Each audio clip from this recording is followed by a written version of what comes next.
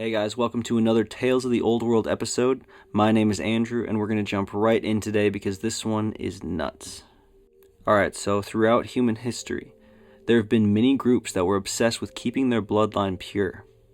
And many of them still do this to this day to some degree. But in ancient times, and even up to just a few hundred years ago, it was taken very seriously. All the way back to the beginning of human history, the people who ruled over us were all from a specific genetic lineage. And this is still true to a large part today.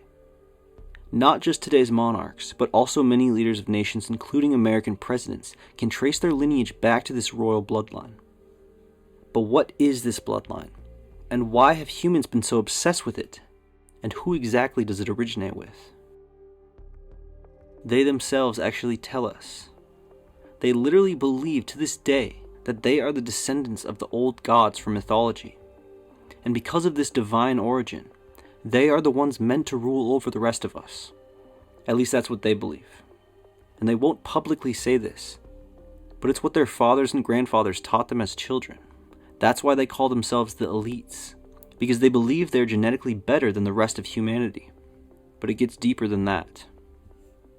Not only do they say they are descended from ancient gods and demigods, but some of these royal families literally believe they are descended from what are depicted in ancient art as serpent beings and dragons. Whether they think this is real or metaphorical is up for debate, but that's what their ancestors say in the historical texts that have survived. This is where that whole reptilian theory comes from. But I don't think these people are really shapeshifters or half reptile or anything like that. But they are descended from what are described as divine and semi-divine beings, who for some reason are depicted as serpents. Let's look into each of these stories and try to find some answers. Alright, I usually like to start with what's believed to be the oldest, the Mesopotamian civilizations and the Fertile Crescent. And archaeologists in 1906, deep in the deserts of Iraq, found a list of Sumerian kings written in cuneiform that tells us who ruled all the way back to the beginning. Except that their beginning goes back much, much earlier than our version of the story. Theirs goes back tens of thousands of years to a time when gods ruled. The list starts with the pre-flood era. Before the flood of Utnapishtim, there were 8 kings who ruled over 5 cities, over a period of 241,000 years, each ruling for about 20 to 40,000 years. And descending from the gods themselves, even living alongside them in some of the myths. Later rulers that we know of, like Gilgamesh, were said to be descended from these people as well. In the Epic of Gilgamesh, it says he was 2/3 god and only 1/3 human. And there were a few rulers after him that claimed this as well, but then the power shifted hands and the divine bloodline was lost in Mesopotamia, and later kings never claimed to be descended from these gods like Gilgamesh did. They would just say their rule was divinely chosen, rather than in their blood. But other civilizations had this same story of divine descent, but they actually claimed to have preserved these genes from the gods. In Egypt, we find a similar story. They too have an ancient kings list, and theirs began with the gods themselves. The god Osiris and his son Horus were the first 2 pharaohs, and the later kings claimed descent from these gods as well. They claim that lineage survived all the way until the Roman times, with Cleopatra VII, who many don't realize was extremely inbred for this exact purpose, but after her, the record of that bloodline was lost as well. She had a son, but he was executed by Augustus Caesar when he was only 17, so it's believed that the line ended there. However, there are some stories of earlier Egyptian royal families departing from Egypt during other times of conflict. One story from the Irish and Scottish lore claims that an Egyptian queen escaped to Scotland after the invasion from the Sea People and began civilization there. There's not really a way to verify this, but many people, including the locals, believe this to this day. And there are some weird similarities between Gaelic and Egyptian civilization that people point out when talking about this theory. So maybe this is where the Scottish or Irish royal family came from, but more on that in a minute. We'll come back to Europe because the modern European royal families tie heavily into this. But for now, let's go east to India, where royals live not as leaders of nations, but of commerce, and don't run the country, but live as billionaires. Most of these families, as well as many who have historically been in the upper caste of Indian society, claim descent from semi-divine Vedic heroes, Rama and Krishna, both avatars of Vishnu.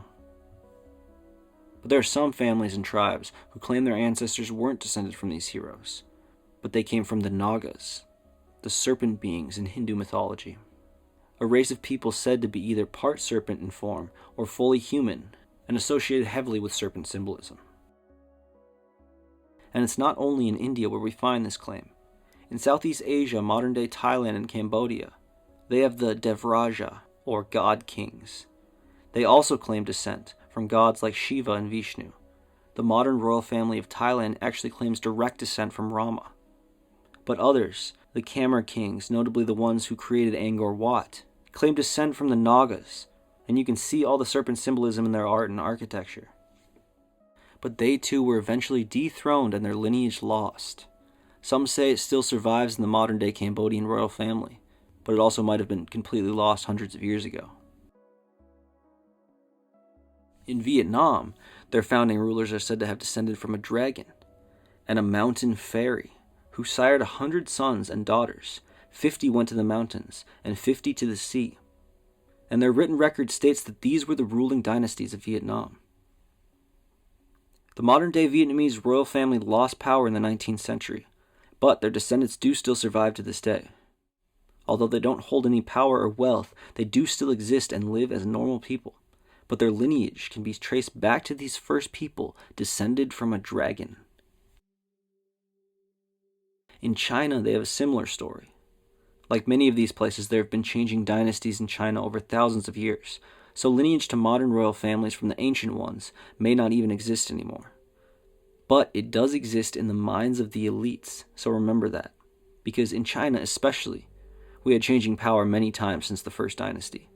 Today's Chinese royals do exist, but again they live as normal people with special genealogy. They lost power in 1912, but they are still out there, and their fathers and grandfathers claim to be descended from the first kings of China, the 5 divine emperors or sages, who were accompanied by the 3 sovereigns, semi-divine snake beings, kind of like the Nagas in India. And the 5 emperors had some heavy dragon symbolism associated with them as well. The throne the first kings passed down was literally called the Dragon Throne. Some say these emperors were descendants of the dragons themselves, because in many artworks they were given serpent-like features. And similarly to Europe, we find the dragon depicted in many of their family crests and totems. And in Japan we find an even clearer picture, because Japan has the oldest continuing hereditary monarchy in the world. They claim to have preserved their original royal line since their gods lived, and they claim direct descent from Amaterasu, the sun goddess. But in their story, they aren't descendants of dragons like we find in Vietnam and China, but they are descendants of a dragon slayer. This is also common in many cultures, especially in Europe. In Japan, the story goes that the goddess Amaterasu had a brother, Susanoo, who slayed the great dragon Yamada no Orochi. And when he did, he found a magical sword embedded in the tail of the dragon. He and his sister Amaterasu took this sword along with the sacred mirror of truth and the jewel of benevolence, and gifted it to the grandson of the sun goddess, who was to travel from the heavenly realms to the earth to rule Japan. These divine gifts were passed down to his grandson, the first emperor of Japan, and are said to still be in the possession of the current emperor today. But no one other than he himself is allowed to look at these items. Even during ceremonies, they leave the boxes holding these items closed. Some say they don't even exist anymore, and it's all for show, which could be true. But if they are real, the sword in legend is said to have power to control the wind and weather. The mirror is said to reveal a person's true heart or intentions, and some even claims it contains the spirit of Amaterasu herself, and it's possible to communicate with her through it. And the jewel is said to calm or harmonize divine energies, but no one's ever allowed to see them, if they still exist at all, except for the emperor. There's one legend that the sword was lost in a shipwreck during transportation in the 19th century, so maybe it's possible to go out and find this divine weapon, if someone hasn't already done so in secret. Anyway, so if we travel over to the Americas, we can find the same legends. The Maya believe something I find very similar to the Hindu world, with the story of the Nagas. They have a myth found in the Popol Vuh of two twin heroes who founded their civilization, and who their lineage of kings descended from. These twin brothers were born of semi-divine parents, making them demigods.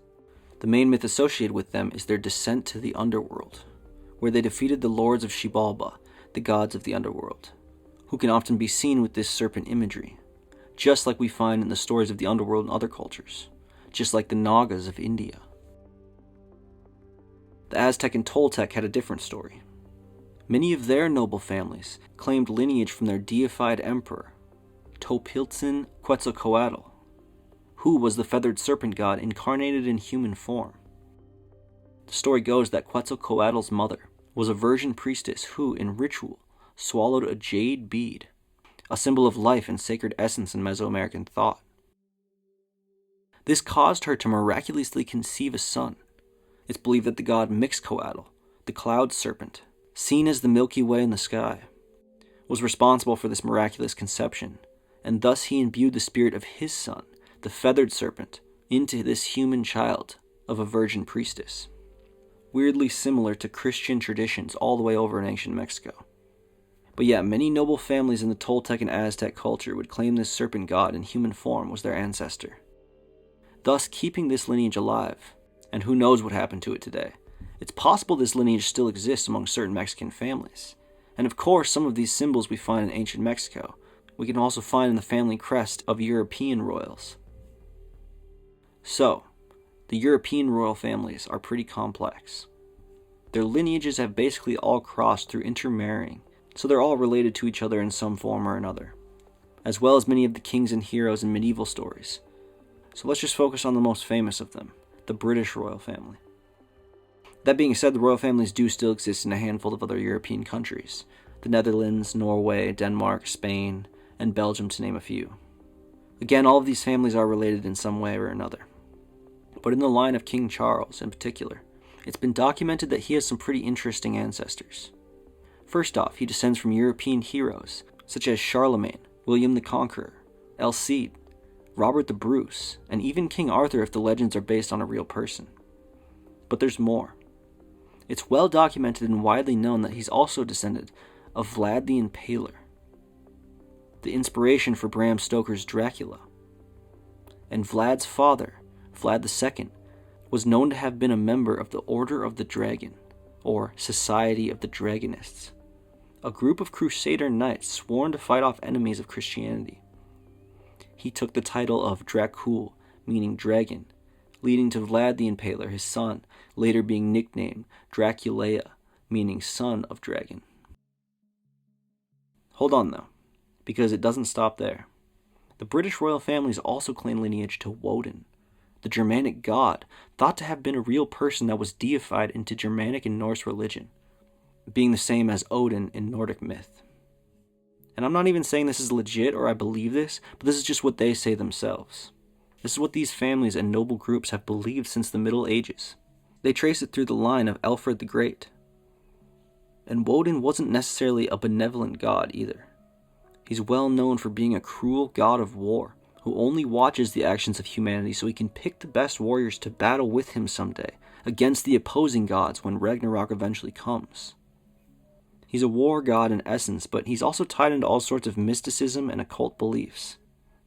That's who these royals say they're descended from.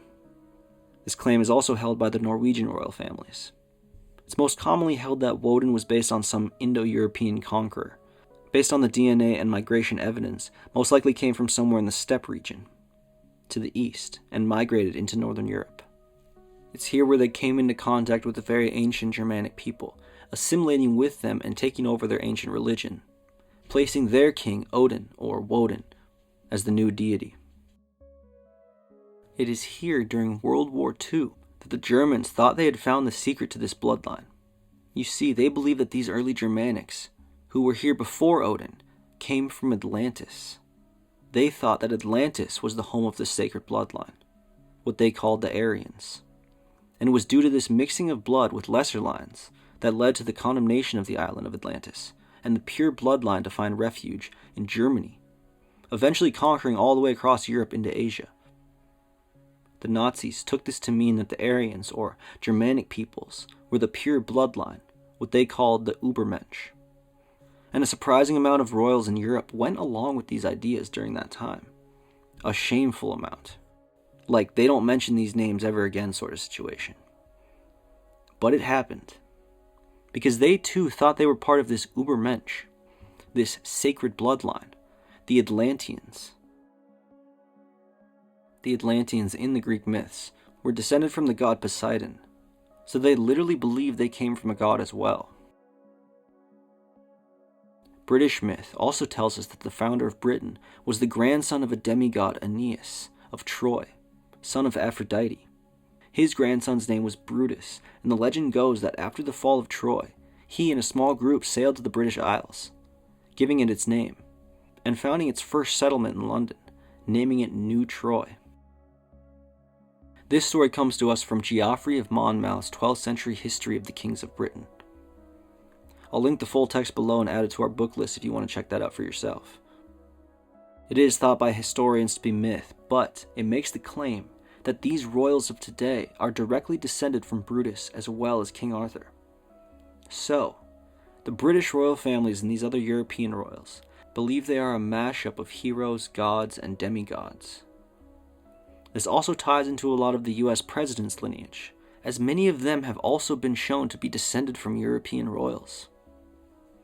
There's a few more to mention in specific. The old Irish kings claim to be descendants from the Tuatha De Danann, the mythical god-like race of semi-divine beings from Irish lore. The ancient Greeks claimed ancestors from gods and demigods as well. The Spartans with Heracles, the dragon slayer, and the first kings of Athens, Cecrops, a half-man, half-serpent. We also have the story of Cadmus, the founder of Thebes, who was a demigod, the grandson of Poseidon, of Phoenician descent, slew a dragon, and was instructed by Athena to sow the teeth of the dragon into the soil. These dragon teeth became the founding warriors of Thebes, and Cadmus' sister Europa was where we get the term Europe. And then, according to Herodotus, the Scythians were descended from the offspring of Heracles and a serpent-legged goddess. Again, basically the exact same thing as the Nagas from India. The tribes of West Africa, including the Dogon tribe, believe they descend from an ancestral snake god, which they call the rainbow serpent. This can also be found in voodoo religions across Africa and the Caribbean, and all the way in Australia they too worship what is translated as a rainbow serpent. And then even deep in the Amazon rainforest, we can find local religions that have been locked in isolations for thousands of years, who believe their original ancestor was an anaconda or boa snake. In biblical lore, these offspring are said to have come from the sons of God and the daughters of man. Based on the writings in Genesis and the Book of Enoch, God sent down a group of angels to watch over humanity. But they strayed from their original objective and took on human wives, siring children who were said to be part divine and were said in Genesis to be these heroes of myth and legend. And many of them were also giant in stature.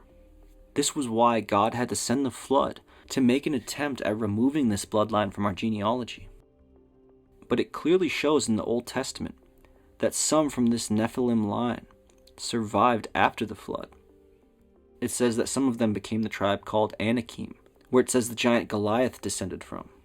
This is why many Jews and Christians say God commanded the Israelites to eliminate all the people in these groups, because they were from this demonic bloodline that would taint the sacred lineage of the lion.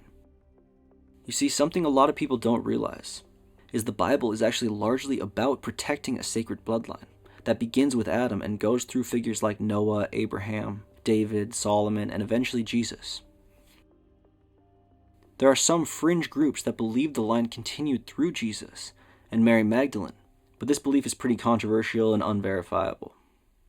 But the line did branch off from Solomon and continue in the African nation of Ethiopia. The story goes that the Queen of Sheba around 950 BC visited King Solomon, and they sired a child together, Menelik I, who became the first emperor of Ethiopia, and his 225th successor, Haile Selassie, was the last king of Ethiopia until 1974, when they were overthrown. However, his children survived, and the line continues in exile to this day. There's another bloodline mentioned in biblical lore as well, the cursed line of the Antichrist. It's believed that he will come from a specific tribe, the tribe that was cursed for their immorality and idolatry, left out of the gathering of saints from all the tribes during the end times, the tribe of Dan. It's believed that the Antichrist himself will descend from this group. The tribe of Dan was one of the lost tribes, sent away in exile after the Assyrian invasion. Their symbol was the snake wrapped around the balance. During the height of the kingdom of Israel, they occupied the northernmost territory. And when they were exiled, it's believed they went north from there. But then they were completely lost to mainstream history. But I think we can easily track them based on the names of certain regions throughout Europe. You see, whenever the tribe of Dan would take over a city, they would rename it after Dan. And we can trace this name all the way up from the Middle East into Europe, and eventually settling somewhere in Northern Europe. Most likely Denmark, the Danes. They traveled up through the Black Sea, up the Danube River, Dnieper River, Don and Dniester River, founding cities like Donetsk, Ukraine, possibly even being responsible for the mythical Celtic stories of the Tuatha De Danann, eventually becoming the Anglo-Saxon groups that inhabited Northern Europe, the ancestors of all European royal families. Thank you guys for watching. Let me know your thoughts and any more details I missed on the subject down in the comments. And if you want to support us and watch these videos without interruption from ads, go join our Patreon. I'll see you guys there.